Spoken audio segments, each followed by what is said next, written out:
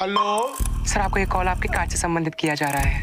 Sir, बताना चाहूंगी कि आपके खाते को 50,000 की लॉटरी लगी है। सर, आपका एटीएम कार्ड एक्सपायरी होने वाला है।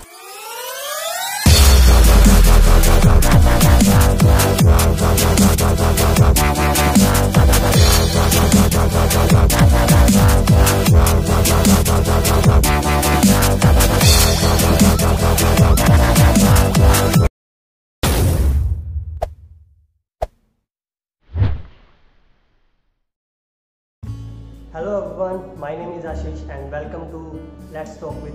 सो आज मैं आया हूँ मेरे एक फ्रेंड के पास में जो है cyber security and forensic expert, और आज हम उनसे इन्फॉर्मेशन लेंगे कि जो भी अपने साथ साइबर क्राइम्स और जो अपने ऑनलाइन आजकल बहुत ज़्यादा एक्टिव हो गए हैं लॉकडाउन के अंदर, तो अपने साथ बहुत ज़्यादा ऑनलाइन फ्रॉड और ऐसे इश्यूज़ आ रहे हैं, तो इनसे अपने कैसे डील करें। So I will welcome first of all Mr. Abhishek Sharma, who is my best friend, and we will discuss regarding the issues which is happening around us.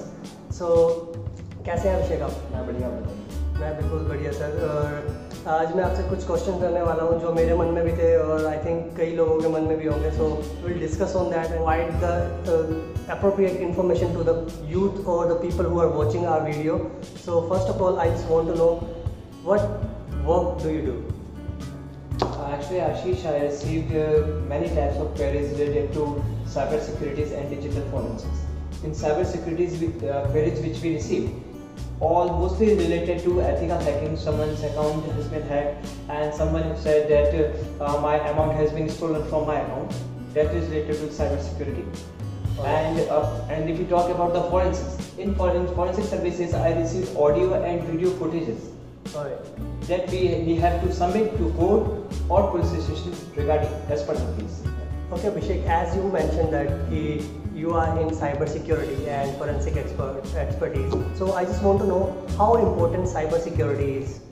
Actually क्या है कि आज के टाइम में जो साइबर सिक्योरिटी बहुत ही important role है इसका अपनी लाइफ। रीज़न ये है कि आज के टाइम पे अपन जो मोबाइल फ़ोन यूज़ में लेते हैं मोस्टली एंड्रॉयड आईफोन सब काम पे लेते हैं, ठीक है। और आपने भी देखा होगा कि आपके पास भी कई बार मैसेजेस इस तरह के आते हैं कि क्लिक ऑन दिस मेल या क्लिक ऑन दिस लिंक, आपको इतने XYZ अमाउंट का आपको जैकपॉट लगा है। उसके पीछे जो वर्किंग होता है ये रहता है, जैसे आप उस लिंक पे क्लिक करते हो तो उसमें पीछे कोडिंग होती है। जैसे आप कोड पे क्लिक करते हो वो आपके लैपटॉप की या आपके मोबाइल में से कुकीज़ फाइल्स उठाते हैं। देन आप भी जानते हो कि भाई आप अपने मोबाइल से काफ़ी ऑनलाइन ट्रांजेक्शन्स करते हो, तो जो भी आप एक्टिविटी करते हैं उसकी एक कुकीज़ फाइल्स आपके फ़ोन में सेव होती है। तो उस कुकी फाइल को उठा के उसको डिकोड करके आपके बैंक अकाउंट में से पैसे निकाल सकते हैं। कई लोग होते हैं जो इस पर क्लिक कर देते हैं और अगर वो आपकी अमाउंट चली जाए तो इस केस में आप लोग क्या करते हैं? देखिए, इसमें सबसे पहले ये है कि जो भी आपके संग जैसे ही फ्रॉड होता है, सबसे पहले आप नज़दीकी या तो पुलिस थाने में आप FIR दर्ज कराएं इसकी, या फिर आप साइबर क्राइम थाने में रिपोर्ट दर्ज करा सकते हैं। स्टेप 1। स्टेप सेकंड आपका ये रहता है कि जो भी आपका ट्रांजेक्शन हुआ है, ट्रांजेक्शन ID आप पूरा बैंक के संग शेयर करें, अपनी अकाउंट की डिटेल शेयर जब भी आप कर रहे हैं, जैसे आपके ATM का कार्ड या डेबिट कार्ड के संग फ्रॉड हुआ है तो उसके लास्ट के 4 डिजिट आपको और उसका जो एक्सपायरी डेट नंबर होता है वो आपको शेयर करना होता है। उसके पहले का एक स्टेप होता है, फॉर एग्जांपल जैसे अभी टाइम हो रहा है 7 बज रहे हैं, मेरे संग अभी फ्रॉड हुआ, तो सबसे पहला स्टेप मेरा ये रहेगा कि मुझे सबसे पहले साइबर अपने जो भी रेस्पेक्टिव बैंक के कस्टमर केयर पे फ़ोन करना है और मुझे सारा अकाउंट की जो डेबिट कार्ड और क्रेडिट कार्ड है मुझे क्लोज कराने हैं। स्टेप 1। स्टेप सेकंड आपका रहना चाहिए कि आपको अपने जितने भी सोशल मीडिया जितने भी आपके फ़ोन पे पेटीएम या अदर कुछ बैंकिंग सोर्स हैं उनके आप पासवर्ड चेंज कीजिए। थर्ड स्टेप, नज़दीकी पुलिस थाने या फिर आप साइबर क्राइम पुलिस स्टेशन जाके आप उसकी FIR कराइए। जो भी ट्रांजेक्शन ID है आप वो दीजिए, ताकि जो भी फ्रॉडेंट एक्टिविटी हुई है जो अगला पर्सन है वो वापस से उस एक्टिविटी को ना कर पाए। ये याद रखें, मेरी गाइडेंस है आप सभी के लिए जो भी ये वीडियो देख रहे हैं, 24 घंटे के अंदर आपको FIR दर्ज करानी जरूरी होगी। इस चीज़ का आप हमेशा ध्यान रखें, जब भी अगर इन फ्यूचर कभी आपके साथ कोई फ्रॉड होता है तो जल्दी से जल्दी जो मैंने आपको अभी पहले स्टेप्स बताए हैं उन सभी को फॉलो। और अभिषेक, जैसे भाई आपने बताया कि जो ऑनलाइन फ्रॉड हो गया या जैसे अपने अकाउंट में से पैसे निकल गए या अपने सोशल मीडिया पे जो भी अपने कोई भी अपनी इंफॉर्मेशन लीक होगी जो कुकीज़ से वो उठा लेते हैं, तो इनके अलावा साइबर क्राइम के अंदर या साइबर क्राइम क्राइटेरिया के अंदर और कौन कौन से क्राइम आते हैं? देखिए, इसमें एथिकल हैकिंग का भी आता है, इसमें फोटोग्राफी का भी आता है। सपोज कोई गर्ल है, कोई उसको बदनाम करना चाहता है तो उसकी मतलब फ़ोटो कैप्चर करी, दूसरी फ़ोटो के संग में लेके मर्ज कर दी, जैसे कि आप भी समझते हैं काफ़ी स्कैम्स भी आते हैं इसके। ये आता है ईमेल हैकिंग का हो गया, वॉइस मॉड्यूलेशन का हो गया, भाई जैसे किसी ने आपकी वॉइस मतलब वॉइस आपकी रिकॉर्ड करके और उसको मॉड्यूलेशन के हिसाब से उसको शेयर कर दिया। इस तरह से भी आपके पास आता है। चीज़ मैं बताना चाहूँगा, जैसे आपने भी आशीष सुना होगा कि काफ़ी लोगों के पास में आजकल फ़ोन कॉल्स आते हैं कि XYZ बैंक से बात कर रहे हैं, आपका एक सर आपका या तो बैंक अकाउंट है वो हमने सील कर दिया है, आपका जो डेबिट कार्ड है, जो क्रेडिट कार्ड है वो आपका एक्सपायर हो रहा है, तो उसमें हर आदमी घबरा जाता है। आप और मैं तो चलो समझदार है, जैसे आपके आदमी के पास है वो सोचे यार मैं क्या करूँ इसके, आता है कई बार, तो उसमें वो कहते हैं कि भाई आपको आपके जो डेबिट कार्ड है उसका 16 डिजिट का नंबर बताइए। आपने नंबर बताया, उसके बाद कहते हैं कि सर आपके कार्ड के नीचे एक एक्सपायरी डेट दी होगी, एक्सपायरी डेट बताइए। उसके बाद में आपको कहते हैं आप कार्ड पीछे दिखेंगे 3 डिजिट का एक नंबर होगा, CVV नंबर आप बोलते हैं, बिल्कुल CVV नंबर बोलते हैं। जैसे ही आप डालेंगे आपके मोबाइल में मैसेज आता है कि an amount of XYZ has been debited from your account. That means आपके साथ ऑनलाइन फ्रॉड हुआ।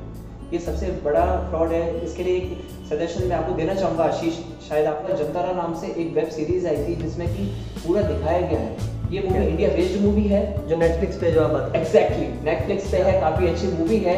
इससे आप ये देख सकते हो कि ऑनलाइन फ्रॉड्स कितने तरह के होते हैं, कैसे करते हैं। बट मैं एक सजेशन ही देना चाहूँगा, कभी भी उस मूवी से ये मत सीखना ऑनलाइन फ्रॉड कैसे किया जाता है, क्योंकि आज के टाइम की यूथ का ये है कि वो पॉजिटिव चीज़ तो नहीं सीखते हैं, नेगेटिव चीज़ बहुत जल्दी सीखते हैं।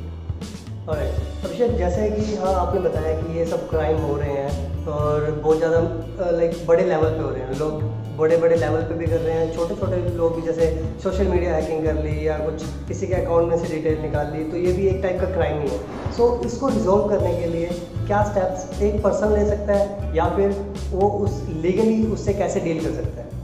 देखिए, जैसे आपने अभी पूछा कि क्या क्या स्टेप्स अपन ले सकते हैं, तो इसमें सबसे पहला स्टेप ये है, जो भी आपकी ईमेल आईडीज़ हैं, सोशल मीडिया अकाउंट्स हैं, आप उनका पासवर्ड फ्रीक्वेंटली चेंज करते रहते हैं।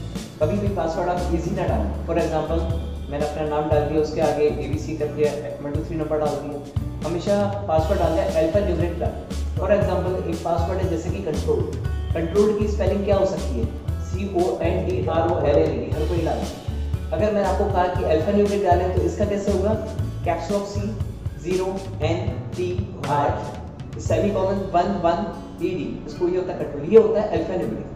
ठीक है, ये थोड़ा टफ पासवर्ड है। इसकी जगह अगर आप अपना नाम भी डालना चाहते हैं, जैसे आपका आशीष, तो आशीष की जगह आप डाल सकते हैं $, देन हैश सेमीकोलन की, देन SH। इन केस अगर अपने साथ ऐसा कुछ हो जाता है, अपनी आईडीज वगैरह हैक हो जाती है, अपना कोई डेटा लीक हो जाता है, so can we go to the police और such department like cyber crime department? Yes, you can go to the police department directly, और you can do one thing, if you are from Rajasthan और from any other state, ये police departments ने, सभी state से police department ने इस तरह का ऑनलाइन पोर्टल अपना ओपन करा हुआ है जिससे कि आप ऑनलाइन FIR रजिस्टर कर सकते हो। मैं राजस्थान से हूँ, जैसे तो राजस्थान में जो जैसे ही आपके साथ कोई ऑनलाइन फ्रॉड होता है, आप डायरेक्ट आप नेट पे आप डालेंगे कि register online FIR, cyber crime FIR link आएगा, ओपन करेंगे, 2 ऑप्शंस आते हैं, उस पर आपको एनोनिमस करना है या आपको डिटेल से सेंड करना है।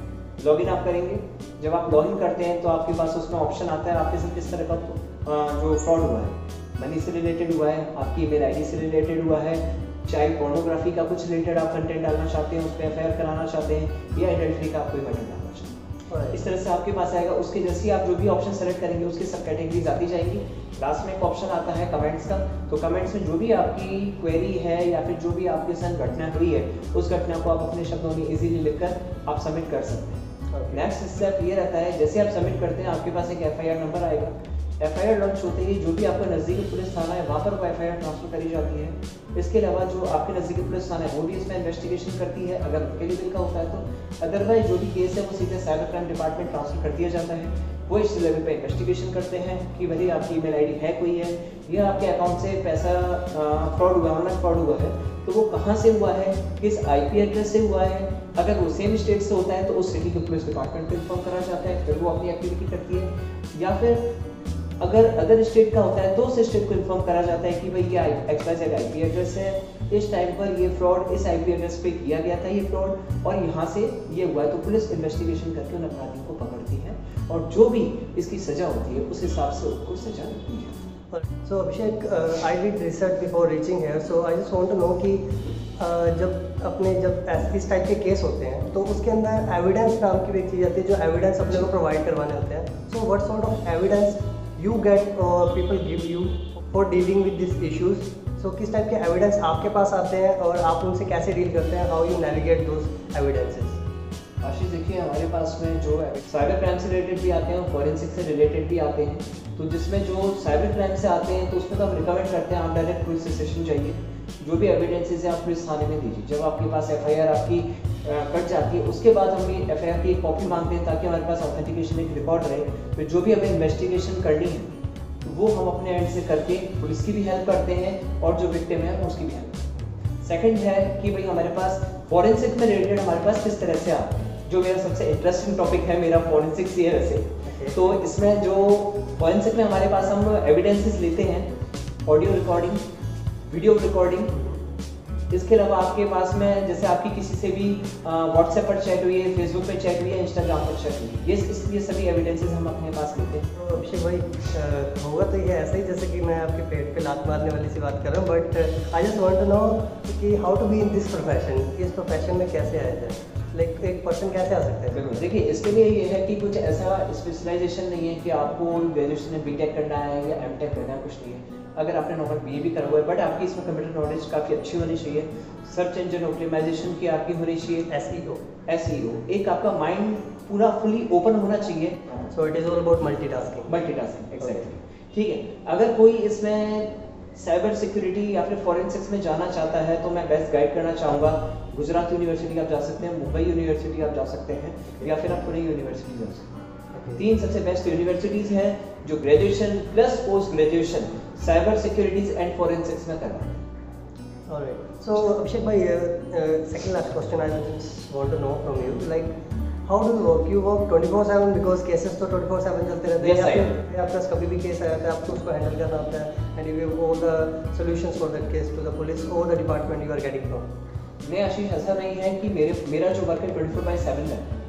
मेरे पास पुलिस थाने से भी केसेस आते हैं, पुलिस स्टेशन से भी डायरेक्ट केसेस आते हैं और एडवोकेट्स के पास से भी आते हैं। कई बार एडवोकेट खुद कांटेक्ट नहीं कर पाते तो जो भी मतलब विक्टिम है या फिर जो अदर पार्टी है वो उनको डायरेक्ट बोल देते हैं मुझसे कांटेक्ट करने के लिए। तो टाइम कुछ भी मेरा ऐसा फिक्स नहीं है। फॉर एग्जांपल जैसे आप भी जानते हैं अभी लॉकडाउन की वजह से अभी कोर्ट्स बंद थे, 29 से ही राजस्थान में कोर्ट से स्टार्ट हुए हैं, तो लास्ट 3 to 4 डेज से इतना ज़्यादा बिजी शेड्यूल हो रहा है कि मैं लगातार 24/7 ही अपना वर्क कर रहा हूँ। So I just want कि one piece of advice from your side because आप इस फील्ड में वर्क कर रहे हैं तो आपको बस पता होगा कि भाई कैसे कैसे लोग आते हैं, कुछ लोग डरते भी हैं, कुछ लोग फ्रैंकली बोलते हैं कि मेरे साथ ये हुआ है। तो one piece of advice you would like to give to the people who are watching us, तो क्या एक advice you would give to us? देखिए एडवाइस में सबसे पहले आपको साइबर से रिलेटेड ये देना चाहूँगा कि आपके पास कोई भी अननोन नंबर से कोई कॉल आता है, अटेंड भी करते हैं, किसी भी बैंक का बन के या किसी भी जगह का पर्सन बन के आपको बोलते हैं कि भाई आपका कार्ड ब्लॉक हो रहा है, कुछ भी इस तरह का हो रहा है, सबसे पहले कॉल डिस्कनेक्ट करें, उस नंबर को ब्लॉक लिस्ट में डालें और उस नंबर की सूचना अपने नज़दीकी पुलिस थाने में जल्द से जल्द दें। आप तो आज बच गए हैं फ्रॉड होने से, हो सकता है कि आपके पड़ोसी में आपको कोई रिलेटिव हो वो ना फंस जाए। सबसे पहला गाइडेंस इसके लिए ये है। सेकंड मैं आपको गाइडेंस ये देना चाहूँगा कि भाई जो भी आपके पास अननोन सोर्स से कोई मेल वगैरह आता है किसी भी लिंक पर क्लिक ना करें जब तक वो आपके किसी नोन ने या फिर आपके भरोसे वाले सोर्स से नहीं आया। थर्ड, देखिए एक कहावत है बहुत ही पुरानी कि कभी भी अपने डॉक्टर से या लॉयर से कुछ भी नहीं छुपाना चाहिए। हमारे पास में काफ़ी सारे मैट्रिमोनियल डिस्प्यूट से रिलेटेड केसेस आते हैं, लोग अपनी डिटेल शेयर करने में हेजिटेट होते हैं कि हम कैसे शेयर करें। यहाँ पे हेजिटेट होने की आपको बिल्कुल भी ज़रूरत नहीं है।